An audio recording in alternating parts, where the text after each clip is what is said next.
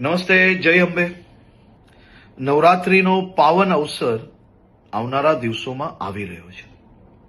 માં અંબાની ભક્તિ અને શક્તિમાં રંગાવા માટે ગુજરાતના સૌ નાગરિકો તૈયાર થઈ ગયા છે.